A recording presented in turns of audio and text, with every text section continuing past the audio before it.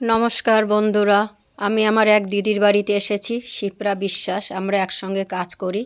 তার বাড়িতে পুকুর পাড়ে ছোট্ট একটি লাল কৃষ্ণচূড়া ফুল গাছ হয়েছে।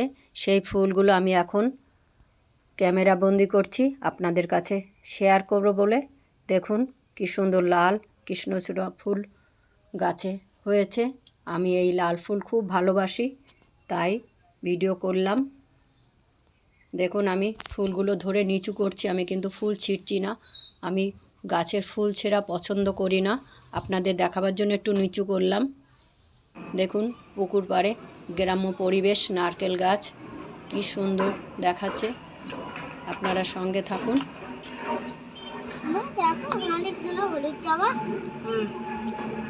দেখুন পুকুর পাড়, মাঝখান থেকে রাস্তা বেরিয়ে এসছে, আশেপাশে ঘাস জঙ্গল রয়েছে, তার পাশে এই গাছটি হয়েছে।